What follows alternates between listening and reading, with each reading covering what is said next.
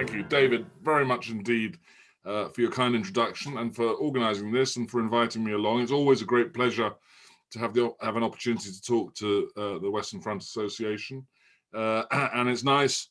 I think this is probably the largest Western Front Association I've ever had the privilege audience I've ever had the privilege of addressing, even more than Simo managed to get for one of his president's conferences. So thank you very much indeed for that. Those who are wondering, I don't suppose many of you are in much doubt about the backdrop. It's looking down from Hawthorne Crater towards the Sunken Lane. This was taken on Operation Reflect in 2016. So that is supposed to be the cream of the British Army walking along the bottom of the hill there. There's another photograph that shows the German machine gun that was in position to cover their axis of advance. But anyway, everyone made it out alive on this particular occasion. What I'm going to talk about tonight is the role that culture played in shaping and determining the outcome of the First World War. And a large part of this talk, in fact, builds on a briefing that I was asked to give a couple of years ago to the chairman of the Joint Chiefs of Staff in Washington, D.C., at an away day that they were having about the lessons that militaries can learn from the First World War. And I won't go into an awful lot of detail about what I thought those lessons were, but I might just, if you like, summarize them briefly for you. And there were really three main points that I was trying to make. And the first was that it isn't all about mass and technology. It's also about force employment, how you use the stuff that you've got. And unless you're blessed with 2020 foresight, well, that's going to mean adaptation, which means that you need to be able to learn. In essence, that learning is a fighting front as important as any of the others. The second point that I tried to sort of bring home was that successful learning and adaptation requires the right culture to enable you to do so, the right organizational culture and ethos.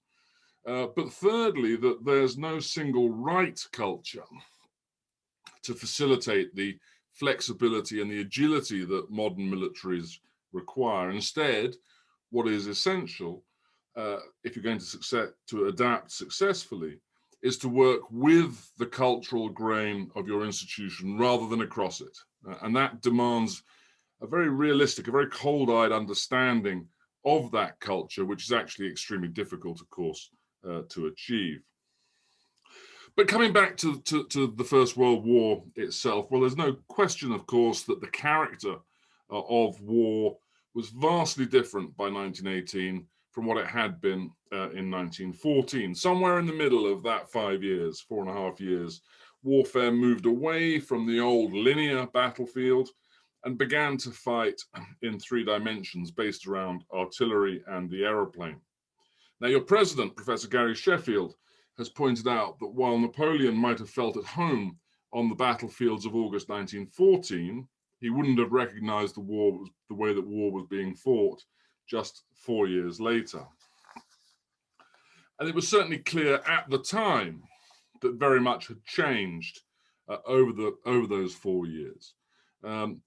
In his preface to the first edition of the first volume of the British official history of the Army on the Western Front, Sir James Edmonds wrote, and this was in 1922, of his desire, quotes, to leave a picture of what war was like in 1914, when trained soldiers were still of greater importance than material, and gas, tanks, long-range guns, creeping barrages, and the participation of aircraft in ground fighting were unknown, end quotes. And a considerable body of literature, much of it associated with the Western Front Association, of course, has grown up to chart the technical changes that occurred, and especially the British response to them, primarily, I would say, in terms of technology and tactics and operations and command. But Edmonds' own view changed over the period that he spent writing the official histories, and by December 1945, when the last volume that he wrote, dealing with 1918, started finally to move towards publication, his view of the Western Front seems a rather broader one. It moves away from just this emphasis on the technical and the tactical. Instead, he talks about seeing it seeing the Western Front as, quotes, the opening stage of a great phase of transition in land warfare, from wars of maneuver, conducted with professional armies of medium size, to a war of attrition with million-strong armies lined up without a gap. It shows the change, he said, from wars of soldiery opposed to soldiery to wars of material. In other words, alongside technical change, he was arguing, I think, went social and cultural transformation.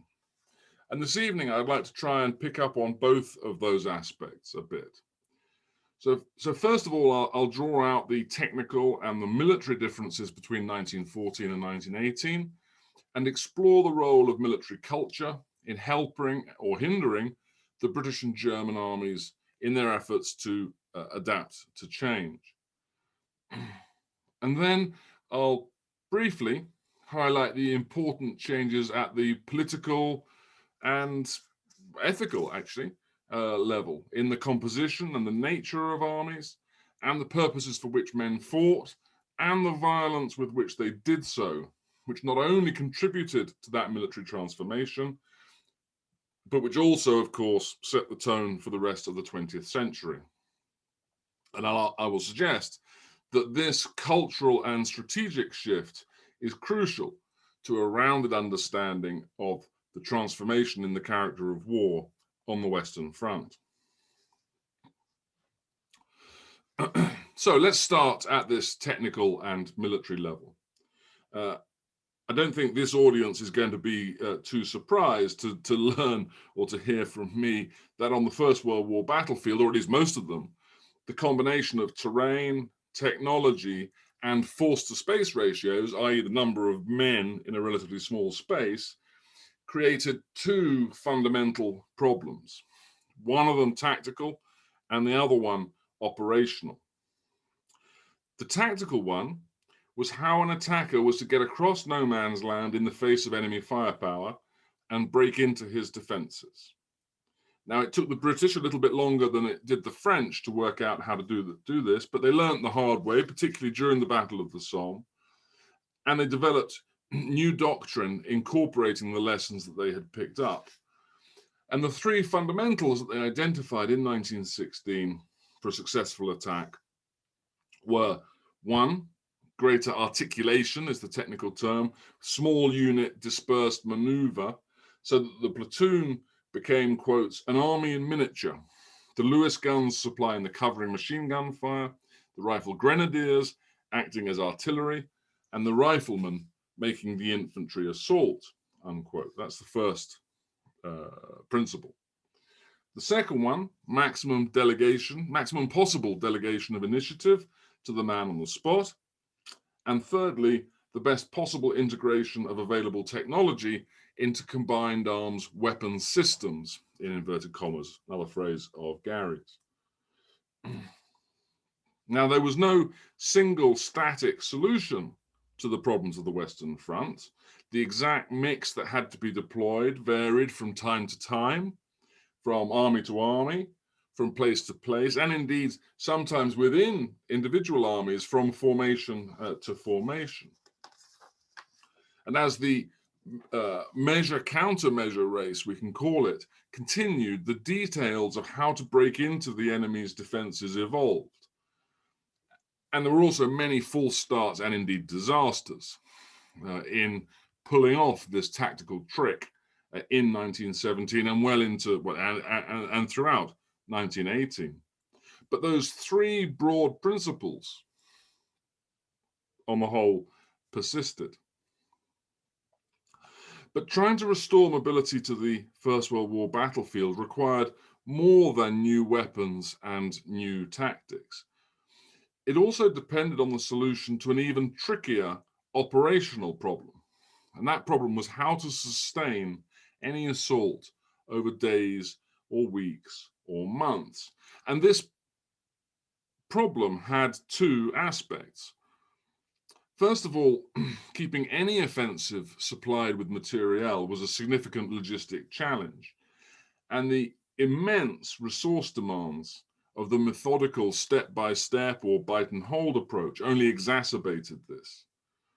Both the British and the French transportation networks nearly collapsed under the strain in autumn 1916, and it was only after root and branch reform of those transportation networks that by 1918 both armies had logistics systems in place which allowed a much higher tempo of operations. So whereas campaigns like the Somme or Third Ypres, for instance, in 1917 had taken months and months to prepare for relatively small operations, relative to what I'm about to talk about, I mean.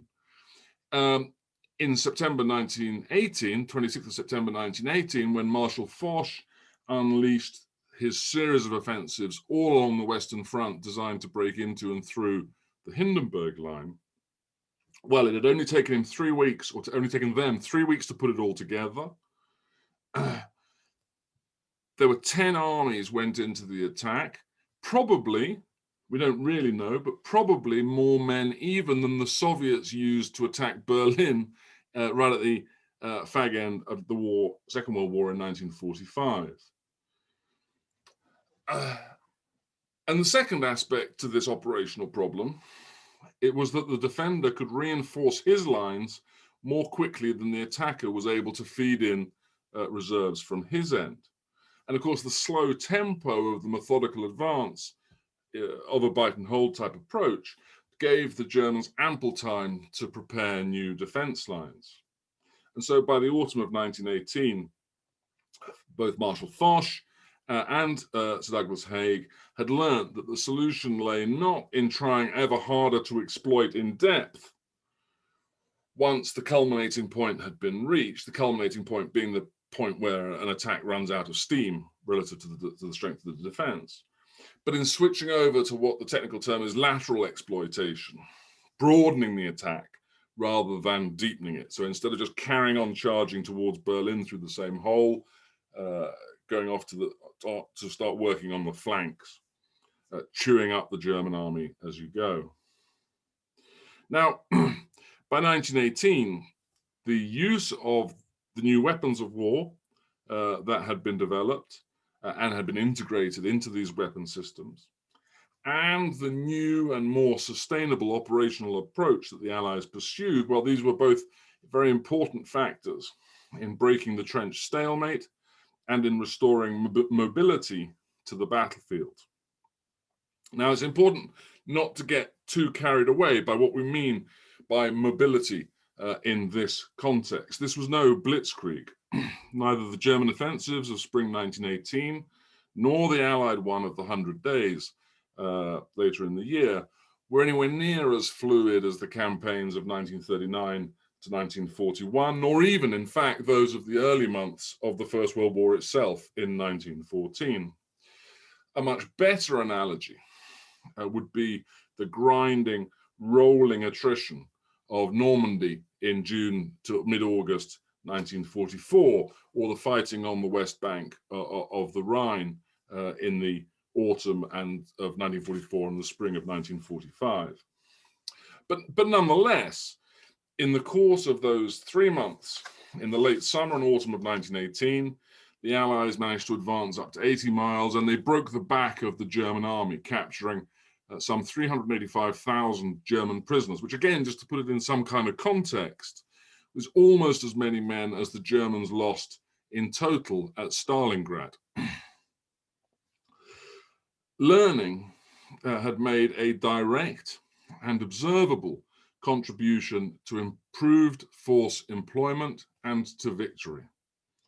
And learning was really a whole new fighting front of the First World War, one where the scientists and the military intellectuals of both sides competed to develop measures and countermeasures with all the effort and the determination displayed in later, more famous measure-countermeasure races, such as the Battle of the Atlantic.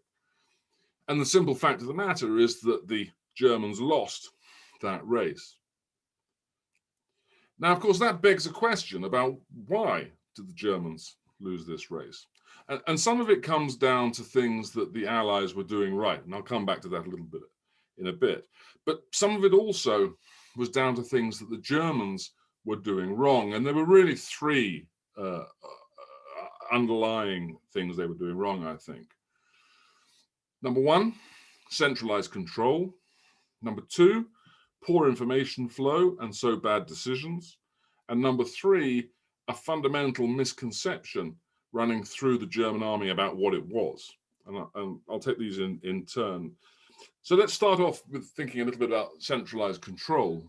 Now, the German army of the whole first half of the 20th century has a reputation for flexibility, based in a system of decentralized command known as Auftragstaktik, or in modern jargon, mission command, the idea being that the big boss tells his subordinates what he wants to happen, and then they go off and work out how best to do it. They're the people at the sharp end, as it were, who are in the best position to make those decisions.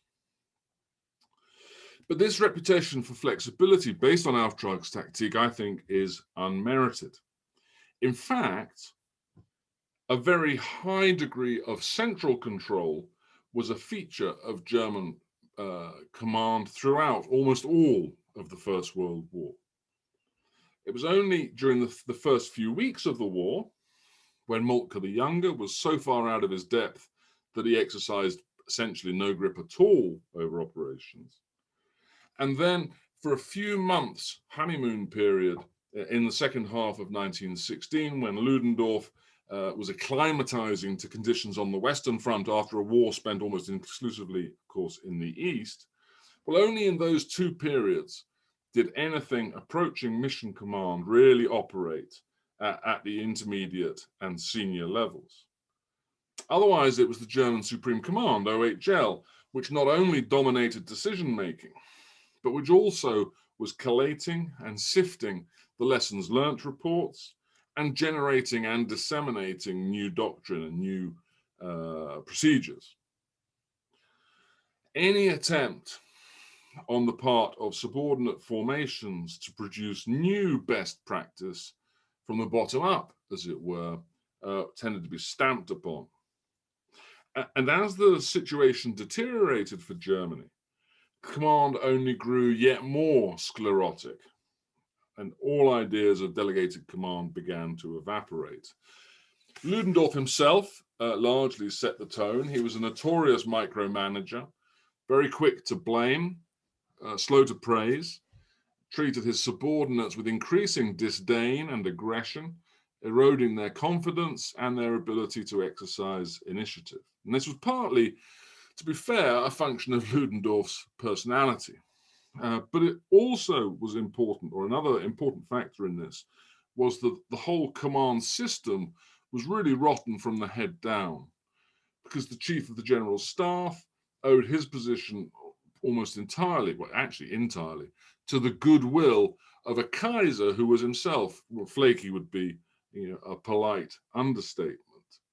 And the insecurity that this generated at the highest levels of command transmitted itself down through the ranks and spread fear through a structure that was already inherently unstable. And this unstable command structure contributed to the second thing that went badly for the Germans, and that was poor information flow. As the news got worse, after action reports too often told the boss what he wanted to hear, not what he needed to hear. And in particular, staff officers grew increasingly unwilling to admit the weakness of the German army to Ludendorff. As a result, inconvenient truths remained untold, objectivity fell away, and decisions became made on the basis of increasingly flawed information. Failure to analyze experience honestly led to the wrong problems being identified, the wrong lessons being learnt, and the wrong solutions being put forward. But the third factor that was also at work was that the German army, like most armies, in fact, was a can-do institution. It saw itself as able to solve problems. And it identified correctly, in fact, that its comparative advantage vis-a-vis the Entente, the Allies, lay at the tactical rather than the operational or strategic levels of war. Germany couldn't hope to win a long drawn-out war of economies and industries, but on the battlefield, German soldiers might be able to outthink and outmaneuver their enemies and thus offset enemy mass with agility. And consequently, the tactical level was where the German army concentrated its efforts. Even where tactical innovation seemed successful, as in the case, for instance, of stormtroop tactics and the early gains that were made during the German offensives of spring 1918, the failure to stand back and to see the strategic blind alley that they were heading into cost Germany dearly. Seeking to address operational and sometimes even strategic problems with tactical solutions was doomed to failure. Strategic tide could not be turned by tactics alone. Tactical obsession, spending all this time trying to work out how to solve the tactical problems, meant that the Germans missed three salient facts in 1918. First, that actually they'd already essentially been defeated at the political and strategic levels of war. Secondly, that their immediate problem was not a tactical one, but the operational problem of matching Allied tempo and resources. And thirdly, that British and French and American tactical improvement had shifted the battlefield terms of trade against the German troops, such that more was required than just ironing out their own mistakes. The enemy, in this case the Allies, had a vote, famously. When the disease was being misdiagnosed in this kind of a way, well, there was little chance of a cure. Now, this misconception of the army's role and capacity led, I think, to two further tragedies. First, rather like the British Army in Iraq and Afghanistan, its confidence in its ability to solve problems outran its capability. And this caused immense problems at the strategic level. After all, if the German army hadn't presented the Schlieffen Plan as a workable military solution to Germany's political problems, well, the war might never have started.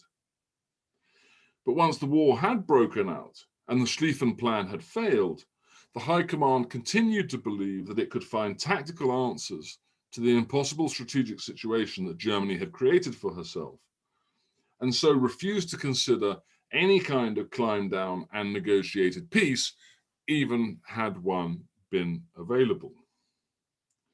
And secondly, I come back to this point again, once the war had begun, the Germans still kept looking for tactical answers when it would have been better for all to accept the strategic logic of the situation.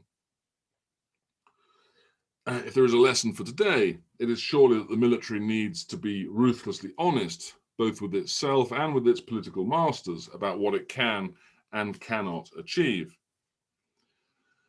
As for the British now, well, some historians, again, particularly historians linked with you guys, with the Western Front Association, talk about how the British climbed a learning curve.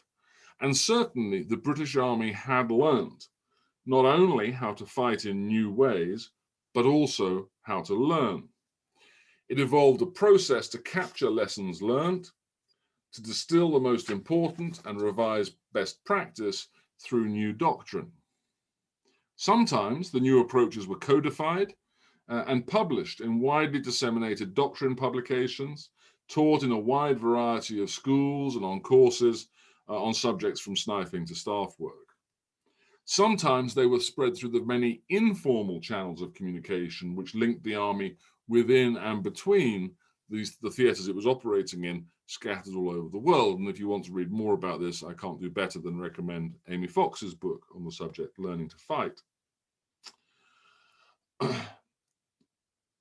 The army altogether managed to construct a highly flexible and effective system of learning systems, operating simultaneously down multiple different channels, each characterized by varying degrees of formality and central control, to spread the word and to ensure that improvisation, innovation, adaptation was as effective and as efficient as possible. Whether this happened by design or by fortunate accident, if I'm honest, still remains a bit unclear. I think there's further research we could do in this area. But what is certain, though, is that implementation remained extremely patchy, right up until the end of the war. For all the units and the formations which did a good job of employing the latest methods, there were others which never got the hang of it. The BEF did not always either fully internalize or implement the lessons it had learned. The efficiency with which information was disseminated varied widely, and some units, frankly, seem to have been unable to process new information sufficiently well to change their approach. The British Army of 1914-18 appears as a very imperfect learning organisation, incapable of generating uniform change in any systematic fashion. And that makes it look very haphazard next to the French and especially to the German armies, both of which employed a much more centralised process within which the centre played a much more active role in promoting adaptation. But to write the British Army off as an imperfect learning organisation, I think, is to misunderstand the culture of the British Army of the time and to look rather through today's spectacles at yesterday's institution.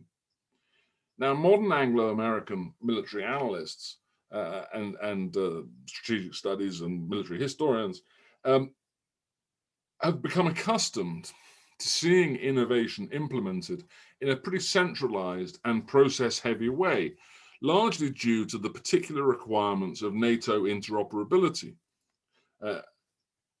and added to by the fact that innovation has often been led by the very large US military, which needs to have process, otherwise it ends up in chaos.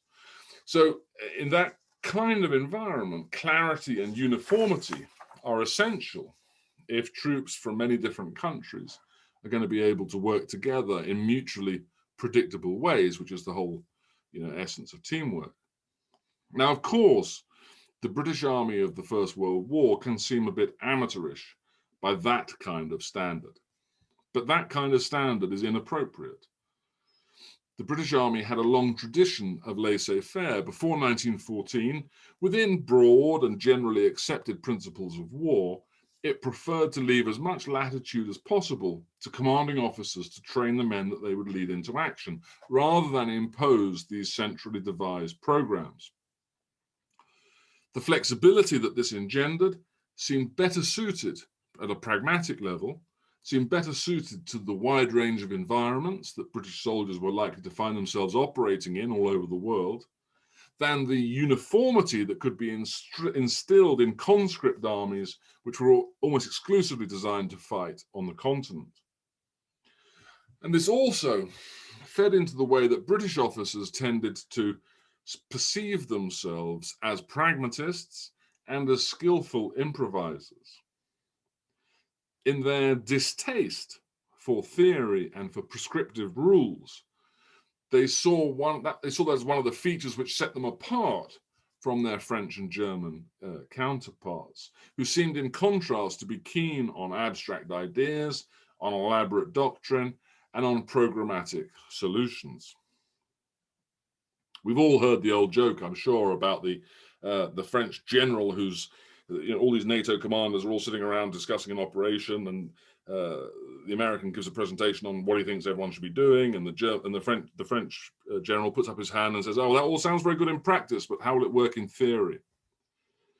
Between 1914 and 1918, the BEF tended to allow more free play to the periphery than its allies or its enemy did.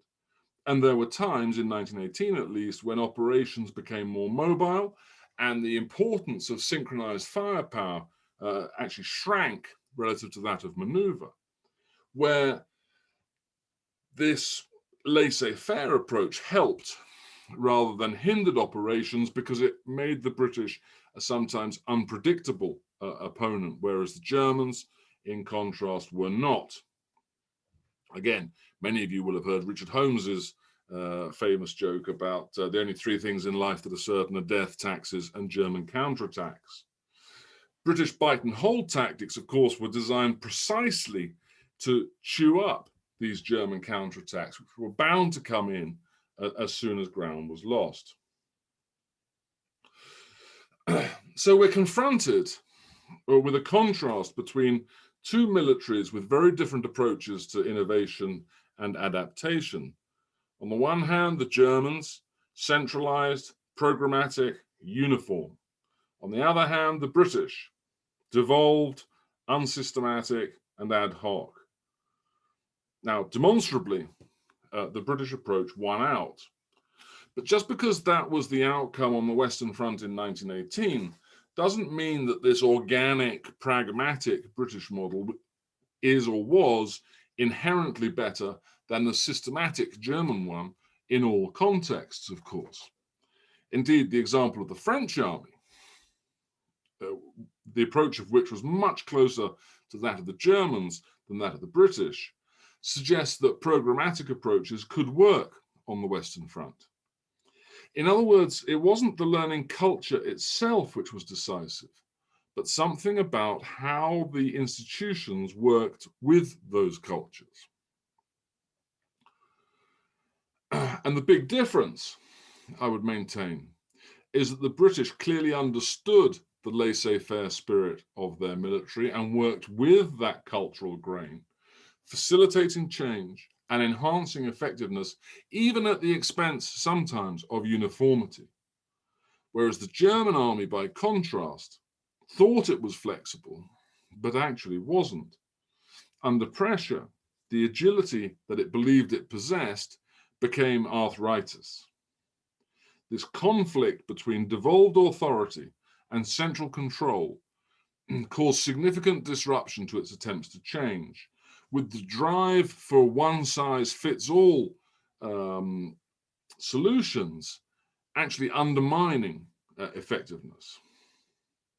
Knowing how to drive change, even revolutionary change in a time of war, requires acute sensitivity to organizational culture, and the British had that, and the Germans didn't.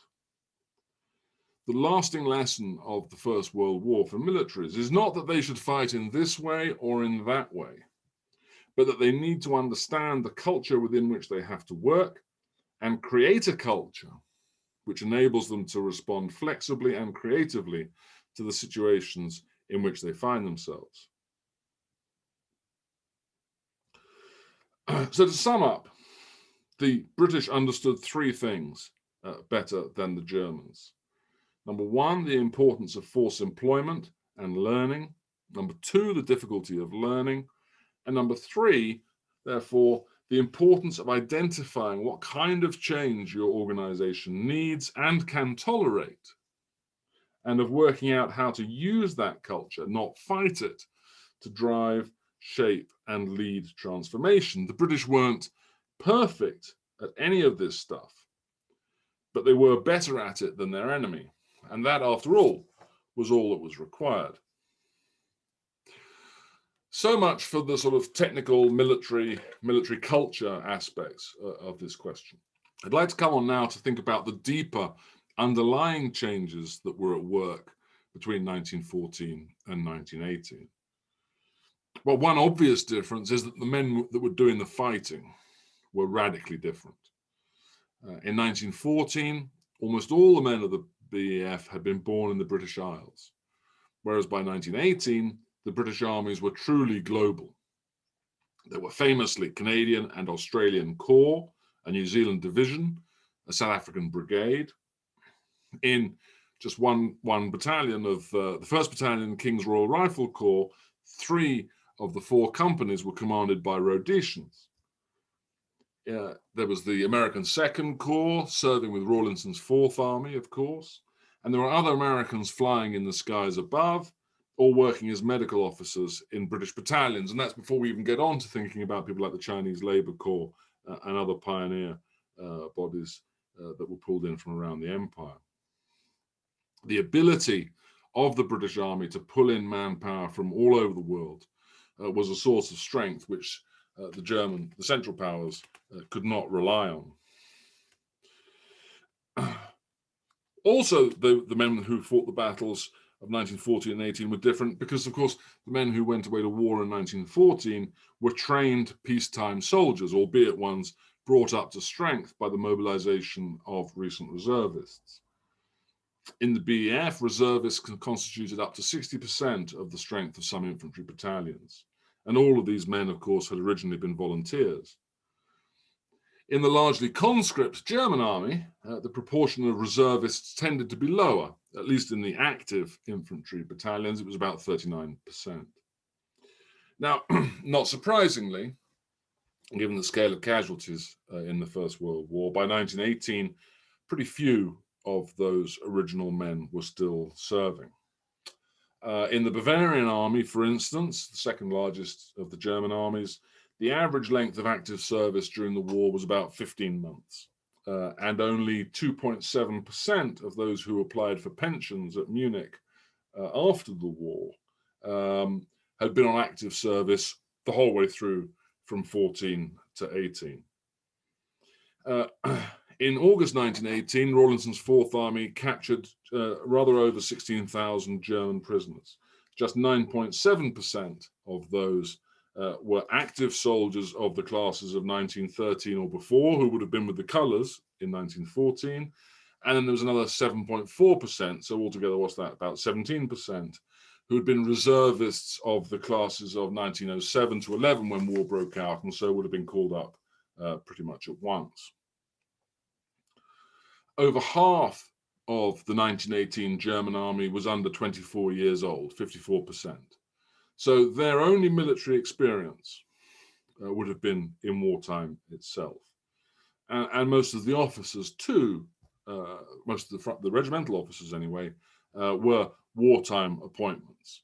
So in the 24th Infantry Regiment, just as one example, men who in 1914 had been corporals in charge of half sections were now commanding companies. The battalion commanders at the end of the war had been section leaders at the beginning, and the regimental commander had gone to war as a company commander. Now, of course, the British Army was in a similar situation by 1918. There were some regular formations, such as the 3rd Division, which managed to retain a colonel of 1914 regulars. In August 1918, 9.2% of that division's all-rank strength had been members of the original BEF, had gone to France in 1914. Largely, for obvious reasons, those in the line of communications rather than the frontline infantry regiment. Territorial and new army formations, however, were unlikely to have had such high levels of pre-war regular representation. Just to give you one example, the 6th Battalion, the Dorsetshire Regiment, on the 30th of September 1918, there were 22 officers on regimental duty. 19 of those had joined the battalion within the previous 5 months, and the other 3 had only been out in France since 1917. So as Gary Sheffield has said, and I quote, by January 1918, although many wartime volunteers and even a few pre-war regulars and territorials remained with the colours, the British Army was largely a conscript force, and heavy casualties, end quotes, and heavy casualties in the course of the year 1918 only increased the proportion of conscripts.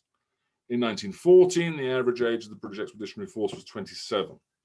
In the last months of the war, it fell to 25, with 36% of the dead in 1918, 21 or younger. So although at higher levels of the army, senior officers, there was greater continuity, the old BEF had largely by 1918 faded away. Now, this was of more than statistical significance, I would argue, because it meant that it was a different generation that was doing the fighting in 1918.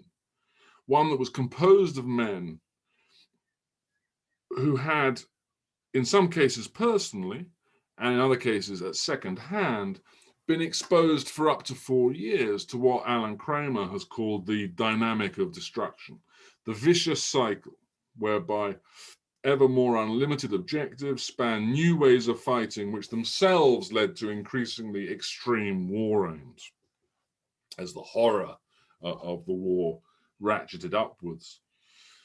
If there had been any chivalry, if there was any chivalry on the 1914 battlefields, it didn't last long amidst the reports of atrocities against both combatants and civilians. John Horn and Alan Kramer, again, have shown that German violence against civilians began at once.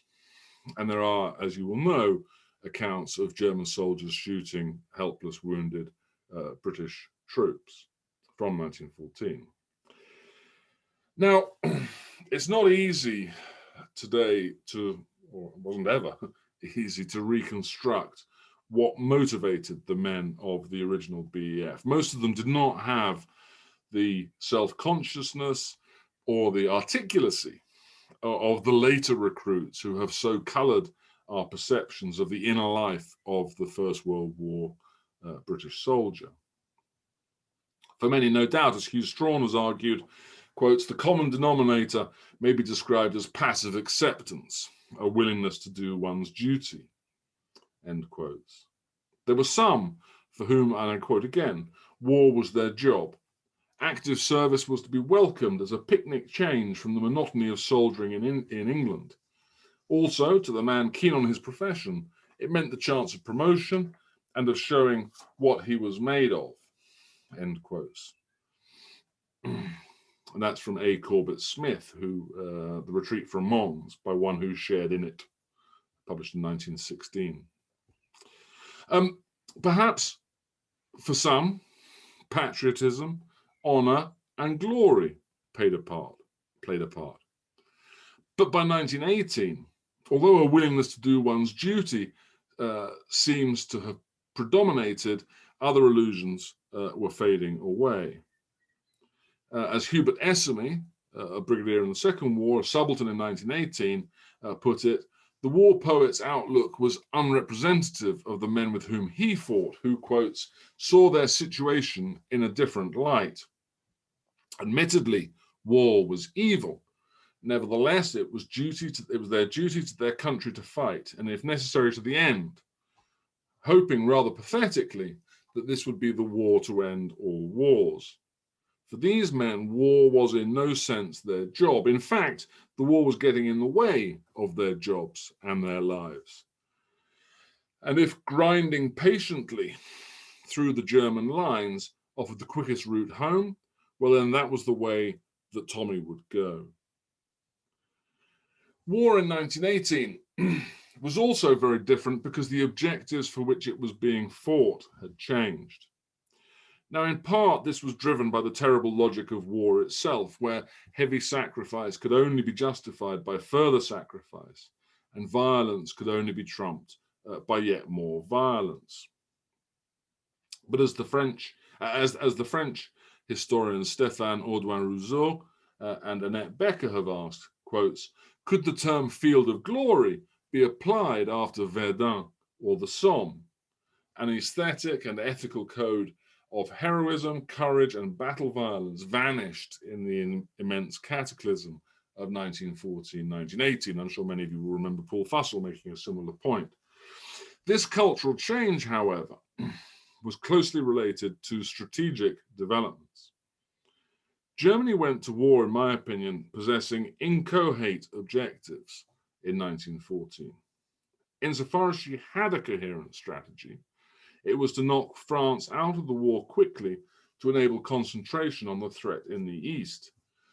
The army's planning gave much attention to the mechanics of defeating the French army, but little, if any, consideration to the strategic purpose of doing so. 1870, however, had shown the danger involved in bringing down the whole French regime. To do so again would risk tying up troops that were going to be needed against Russia in a long and frustrating Volkskrieg, a people's war, such as Germany had experienced in the second half of 1870, the last few months of 1870 and in 1871. It would be better for Germany by far to win fast, decisive victories, leaving in place a government with whom to negotiate French non-intervention and perhaps access to the resources of the industrial northeast and of the Longwy-Briey basin. The German assault of 1914 was as violent as it was, I think, both in the field and against non-combatants, not because its objectives were unlimited. If anything, the opposite was the case, but precisely because speed was of such essence. From the German perspective, the opening battles must be decisive and therefore must be fought without restraint. Germany had to beat France in 1914, whereas the British and the French merely had to stay in the game. And then that would allow their economic and their naval muscle to wear down the Central Powers as they struggled to keep up a two-front war. Now, this was most obviously true for Britain, but it also applied to France. Of course, there was a political and an economic imperative to minimize the amount of French territory occupied by the enemy, which restricted Marshal Joffre's freedom of action. But nonetheless, he could, and indeed after the defeat of his eastern offensives in his offensives towards the East, Plan 17, in August 1914, he had to trade space for time in a way that Moltke and Falkenhayn could not.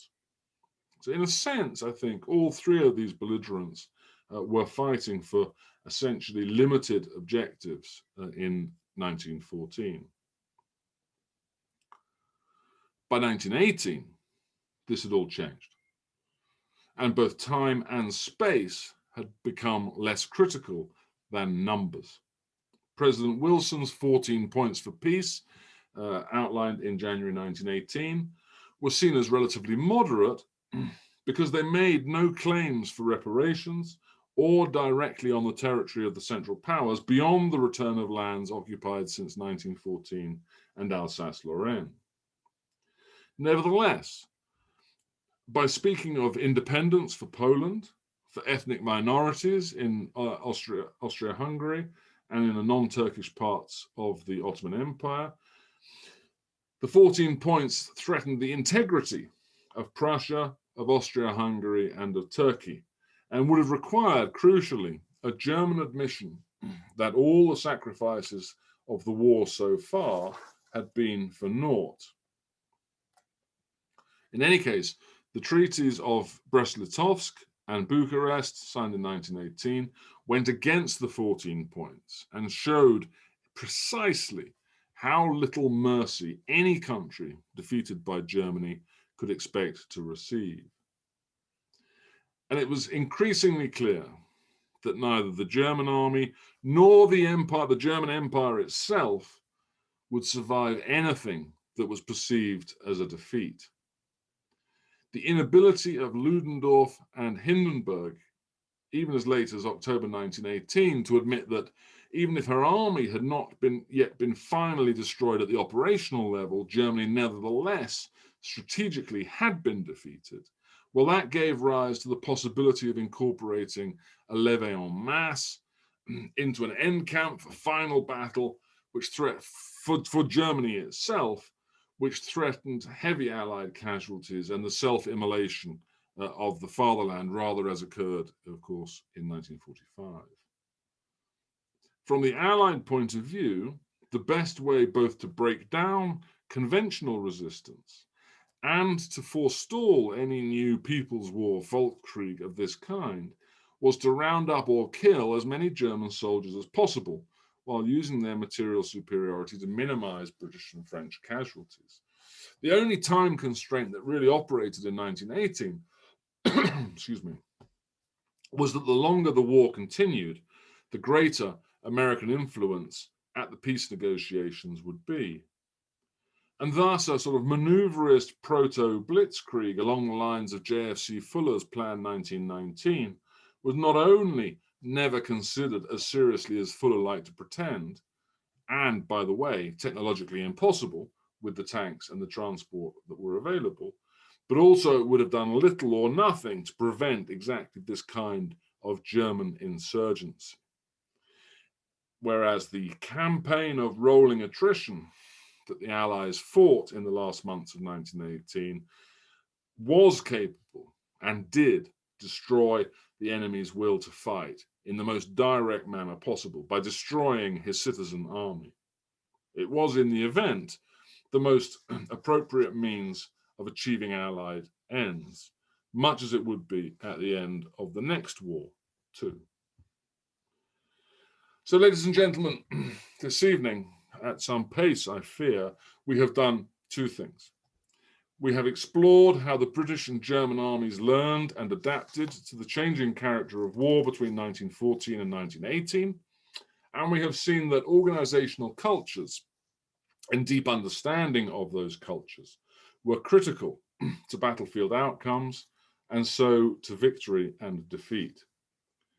And we have also been reminded, however, that by 1918, a largely new generation of soldiers, tempered in the crucible of war itself, were in the line. They brought to the task they faced a grim determination, which was reflected in the way that they fought and which proved well suited to the kind of war it had become. Napoleon might well have recognized the battles of 1914, such as Le Cateau or even First Ypres. But by 1918, not only the face of battle, but also the shape of war would have been beyond even him. Thank you very much indeed. Jonathan, thank you very much indeed. That was splendid, an absolute tour de force. Thoroughly enjoyed that.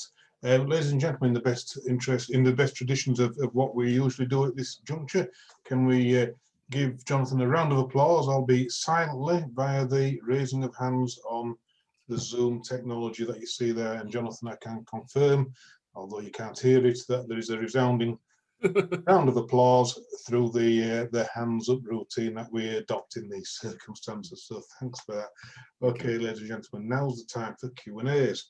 Robert Mosher asks, what role did the pre-war large-scale manoeuvres play in teaching the British Army elements to fight together while commanders retained the freedom of action you described? Well, that's a very sort of specifically 1914 question, isn't it? Because obviously by the end of 1914, that army was on its last legs, if not dead.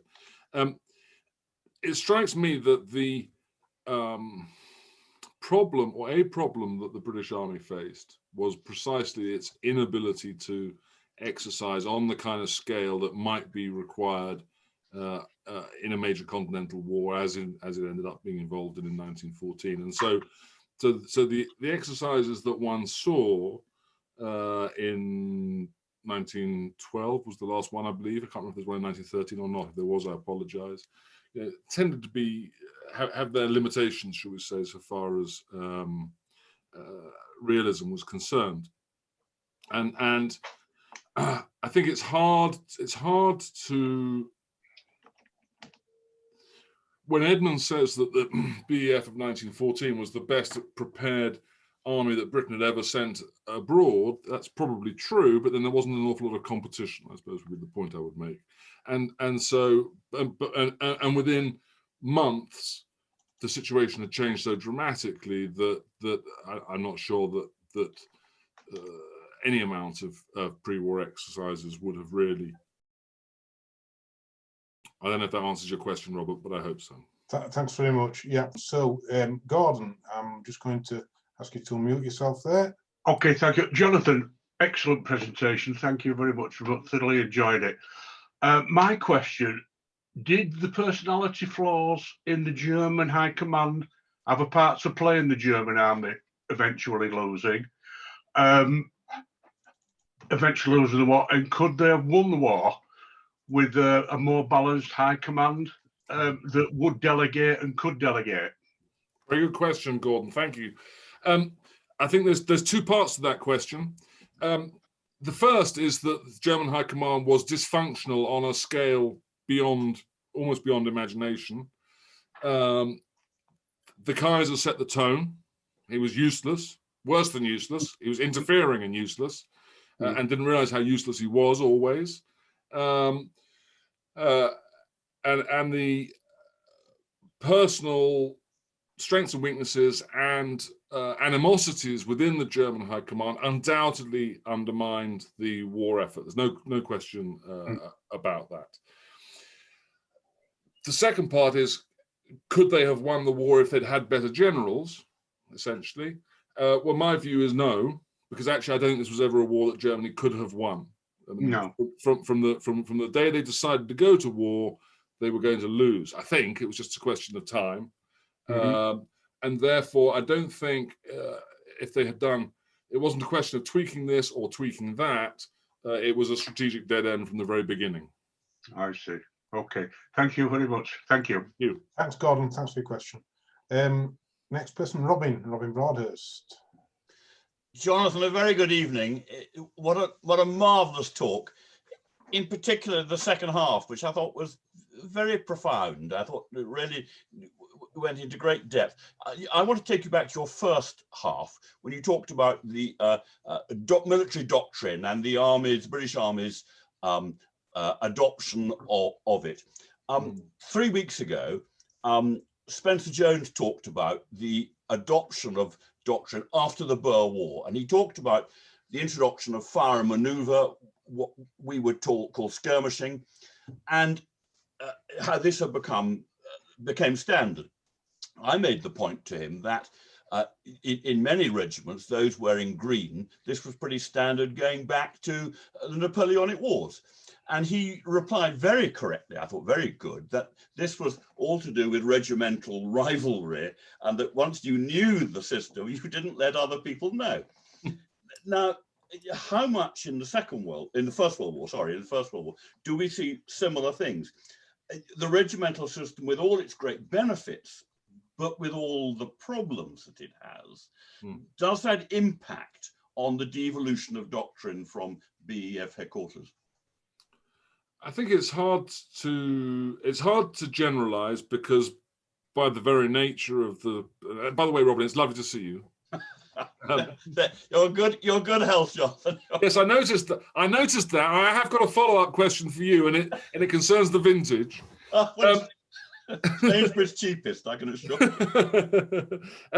But it's hard to generalize for two reasons. Number one, the regimental system by design is anti-generalization, if you like. I'm trying to think of the right word, but lots of different silos. You're absolutely right. But of course, in the war, that those regimental loyalties both get, to a large extent anyway, get overridden by necessity and by transfers between different regiments, between different battalions around the place. So it does get broken down, and the urgency of the situation, I think, does enable a greater degree of this informal, often informal, cross-fertilization of ideas between different regiments and so on. And again, Amy's book is the book on this, but so I think it is less destructive than it might have been pre-war.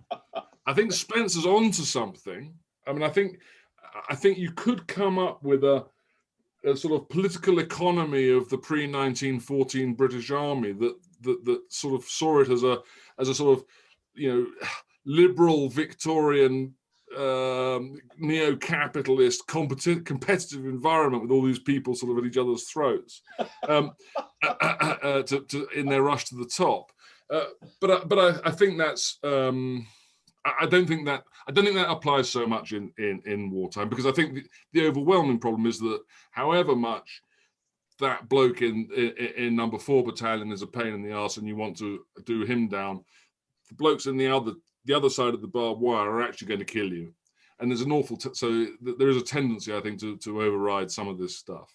But the broad point about this ethos that the man who trains the men must be the man who leads them into action, and that it's got to be left to him to decide how they shall be trained, it does set up this very difficult conflict between local solutions and centralized doctrine, and does undermine the ability to drive through centralized doctrine, I think.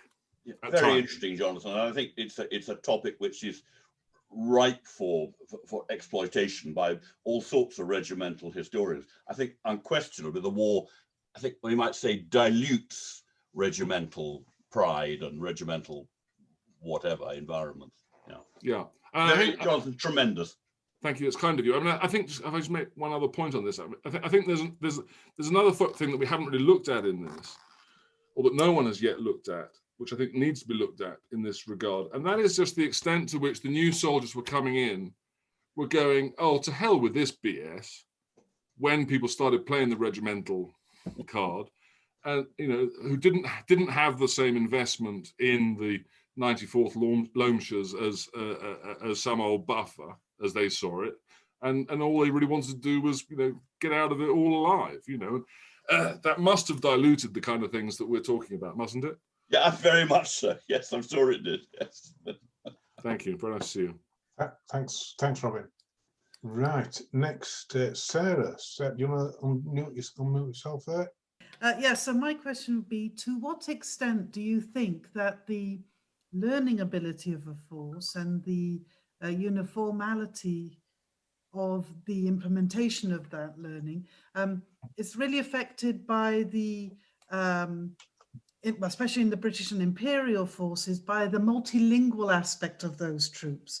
Because obviously, as you alluded to earlier, you've got so many different nationalities, not all of whom are English speaking to start off with, and even those that are come from very different cultural means and aspects of life. So to what extent do you think that, you were talking about how it wasn't uniformly applied, to what extent was that a factor as well, do you think? I think that's a really interesting question. Thank you for asking it. I mean, I don't think I'm saying anything very original when I say that it can't be a coincidence that two of the most innovative formations were thought to be the Australians and the Canadians, who of course were very cohesive within themselves, and fought together and kept together much more than other formations did, and therefore had a chance to build up this these ways of working, and perhaps didn't carry some of the sort of pre-war baggage of the regular soldiers had done.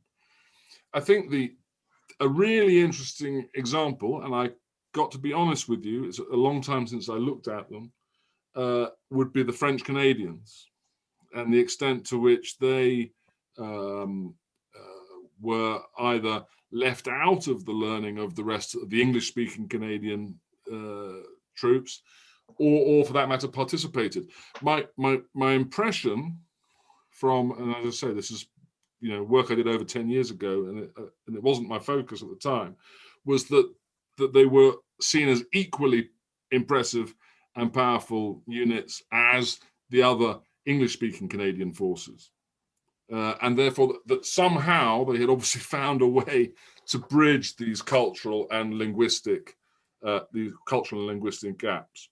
The final thing that I've got to say on this, I'm not sure it's of much value, is to remind us, obviously, that men fighting in the Australian army or the Canadian army were actually just as likely to have been born and indeed brought up in Manchester or Liverpool as they were in Brisbane or in Toronto. So because there was such a high number of relatively recent emigrants serving in these forces, so I think it was an easier job than in the Second World War.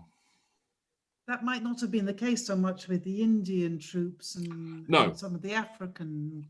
Well, that's certainly true, and I was talking particularly about the Western Front. It would be interesting to compare Mesopotamia, for example, or Palestine, for that matter, to see how that plays through in this sort of, really tech-heavy technology Yes, intensive Governor. heavy metal war.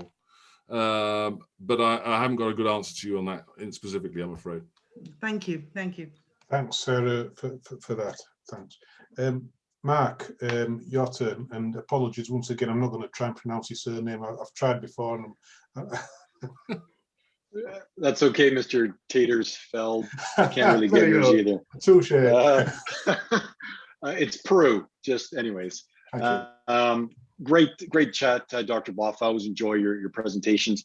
My question was, maybe it's moot, but how much of the German ability to learn is dictated by external events, such as the US coming into the war and other factors that simply don't afford them the time to really learn from those aspects? Yeah, great question. Tempo of Allied operations actually would be another really important one. Yeah, they're up against it. There's no question about that. And I think the point I was trying to make, or at least the point I was trying to make to the Americans when I gave the first half of that as a sort of, or some of that paper based on that first half of my talk today, was that denying your enemy time to learn might be just as important as denying him time to decide and act. And that there was a sort of level. There's a tempo is not just an operational phenomenon; it's a sort of conceptual one as well, and that undoubtedly you see there's a very good example in during the Third Battle of Ypres, when in the second phase of that battle, when the British move over and Plumer takes over and starts these bite and hold operations in September and October 1917, and the Germans don't know what to do about it. And Ludendorff keeps sending out these diktats from OHL, trying to tweak the German defensive tactics from defense in depth to a crust defense far forwards, and then back to a defense in depth.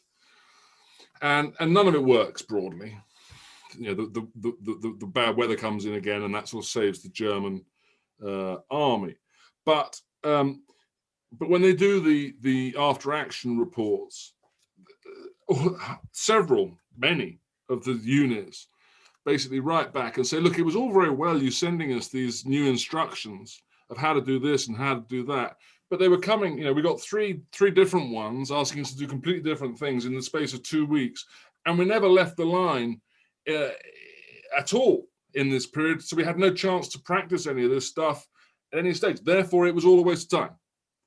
And so, there is this element to it, which I think is really important. Yes, and at the strategic level, as you say, particularly with the entrance of the Americans, clearly that there's a sense that, well, after all, the whole German Spring Offensive in 1918 would not have taken place, I suspect, had it not been for the fact that the Americans were coming and they knew they needed to do something before the Americans arrived in strength. So, yes, I think you're absolutely right. There is a tempo aspect to this as well, which we need to take account of. Yeah.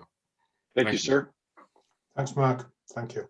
Okay, Chris Weeks. Hello, Dr. Boff. Thanks very much for a very enjoyable talk.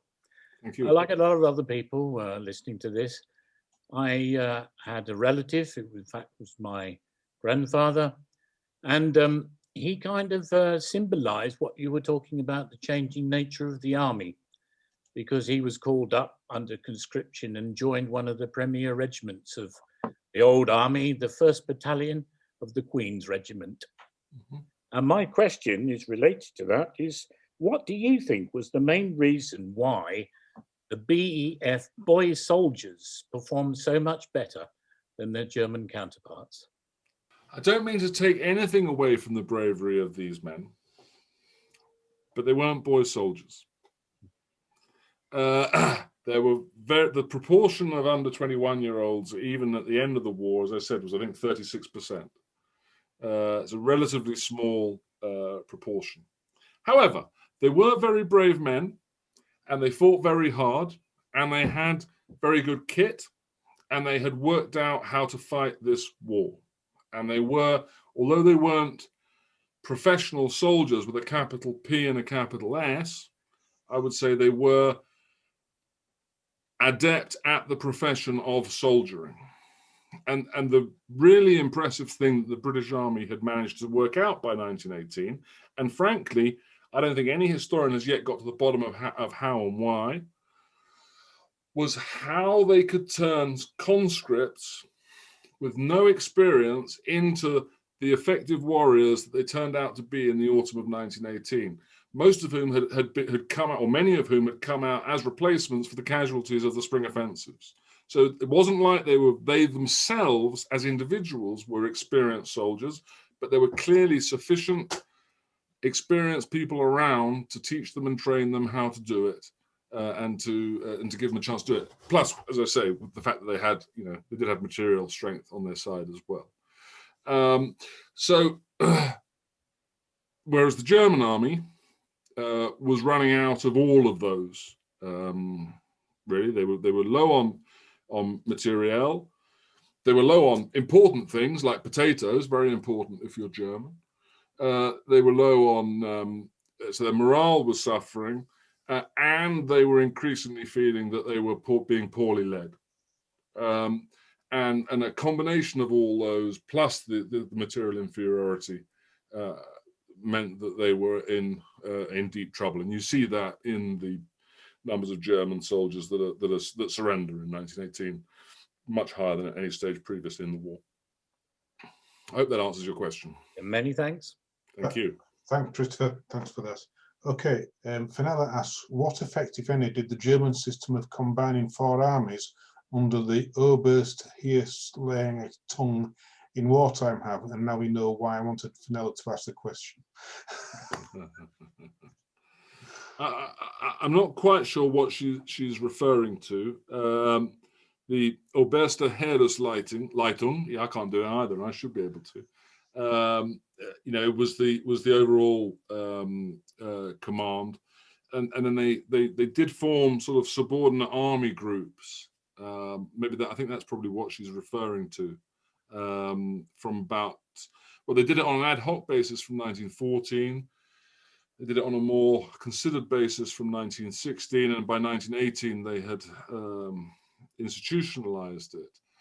The idea being, it was primarily designed as a way to speed up and make more simple the process of roulement, the transfer of troops in and out of the fighting line during trench warfare. So that instead of OHL having to oversee the whole Western Front and determine who was coming in and who was going out of the line, they could delegate that job to some of the army group commanders.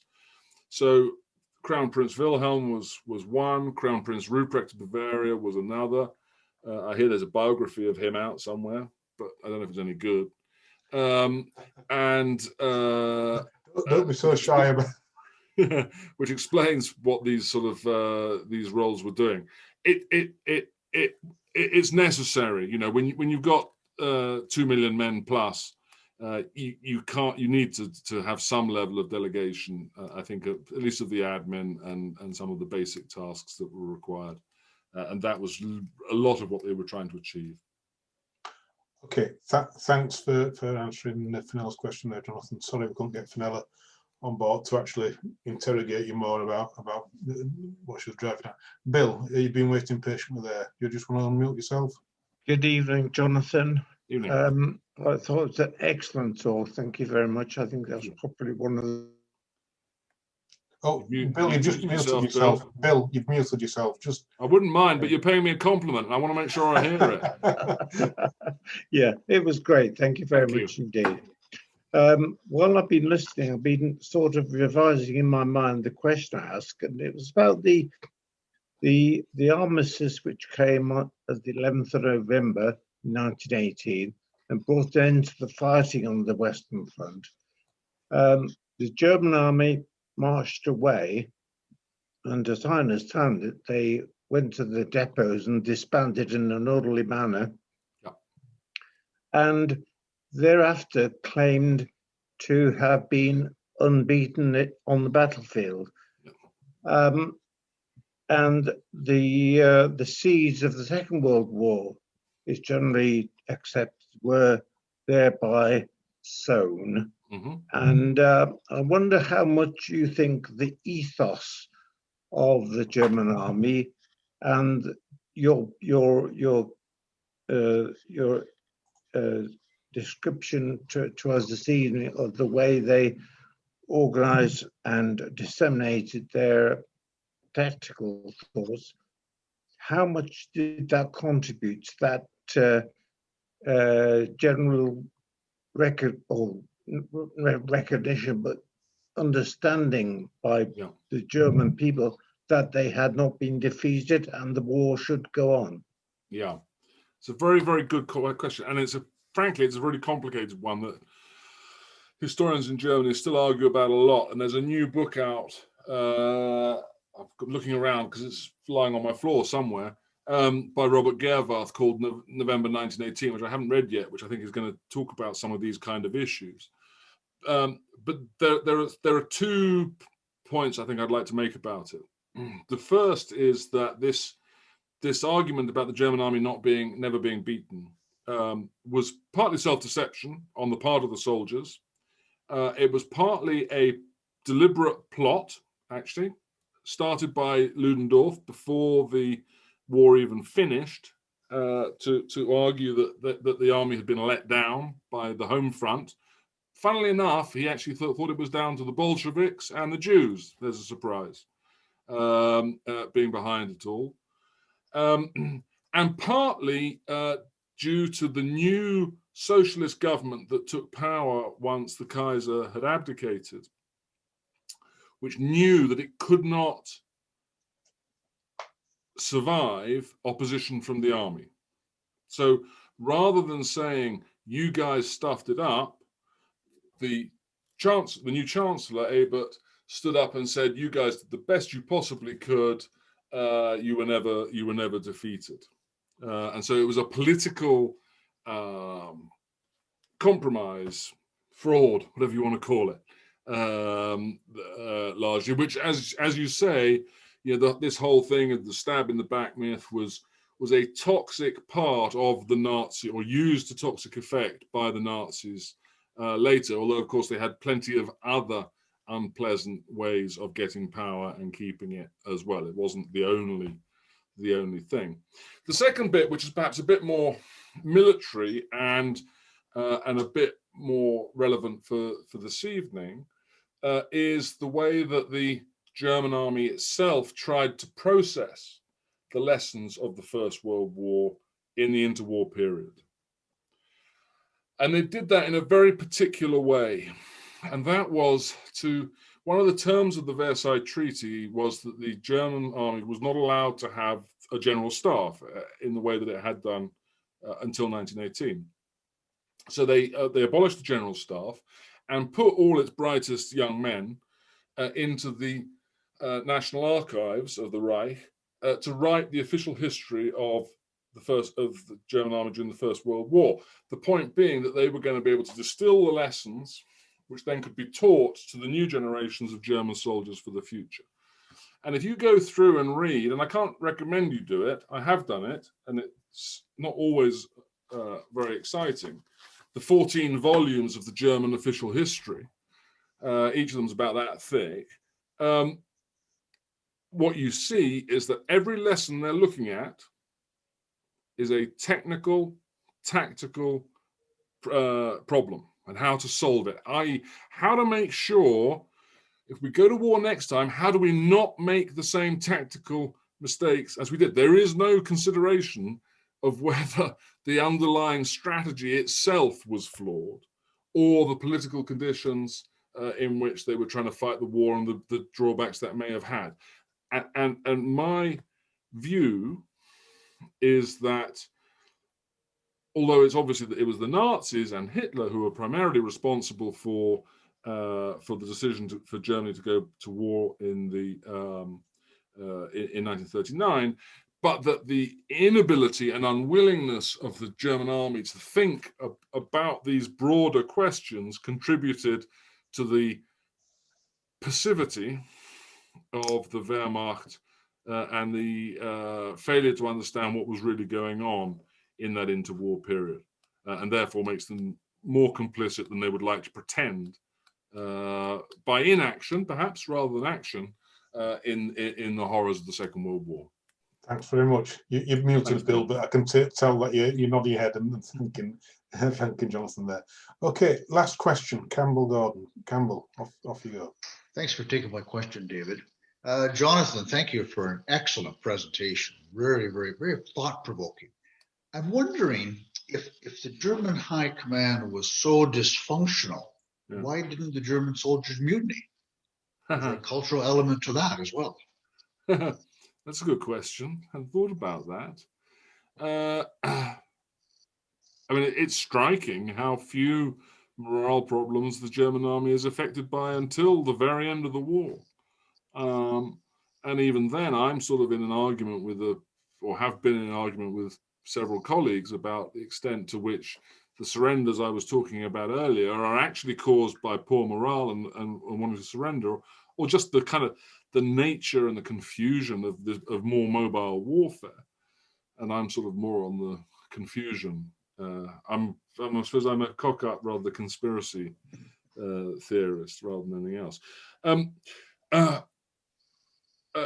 But it is cultural, I think. Yes, I think there's a discipline aspect to this, which is very strong in the German army. There is a conditioning, in the sense that so many, or at least half the population, had already had military service. And there is, I think, and the final point, I think, is that mutiny for Germany, in Germany, would have been seen as treason, essentially. It would have been seen as so deeply unpatriotic that it was unconscionable. Which is why, if they desert forwards and go over to the Allies rather than laying down their weapons. The difference, I think, is if one compares the French mutinies of 1917, which, at least Len Smith's argument is that they are effectively a negotiation. They're a trade union negotiation, really, rather than a refusal to fight outright. And that sort of is tolerated in France because of the view of the French citizen as a invested participant in the Republic. Whereas in Germany, he's not. He's still very much a subject of the emperor. And that's and social democracy is seen as tantamount to Bolshevism.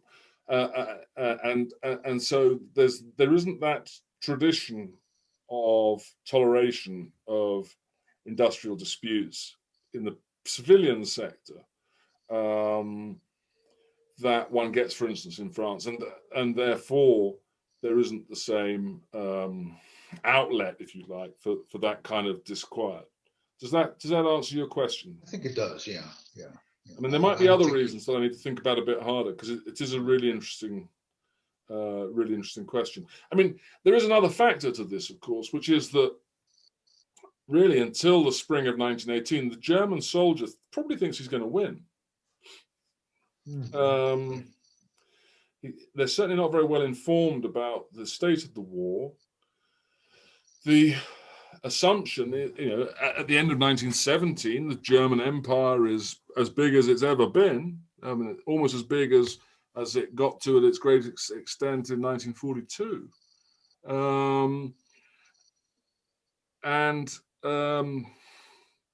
So Germany looks to be riding high, and the spring offensives in 1918 are gonna finally sort it out. And it's only really with the failure of those offensives and the arrival of the Americans that you get the double whammy that reminds or tells the ordinary German soldier that things are not going according to plan. I can't remember the exact quote of Hirohito's. The situation is developing not necessarily to our advantage. I think that was the broadcast he made, wasn't it, at the end of the Second World War? Great, thank you. And so I think that's not news that has really spread out in Germany to the same extent. Great, thank you. Okay, thanks for that. That's the end of the questions, Jonathan. So that's been a very a truly excellent Q&A session. So thanks everybody for asking the questions there of Jonathan.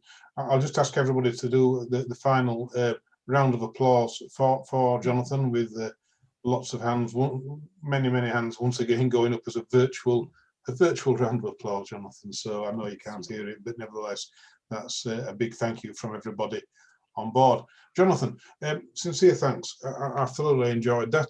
It's been an excellent evening's entertainment, and I'm just very grateful for you spending your time to talk to us all. David, it's a very great pleasure, and thank you to you, and thank you for everyone for listening, and special thanks to those who asked such great questions. Thank you, I really appreciate it. Thanks very much, and good night to everybody. Thanks very much for watching. Bye-bye now. Mademoiselle from Armentières,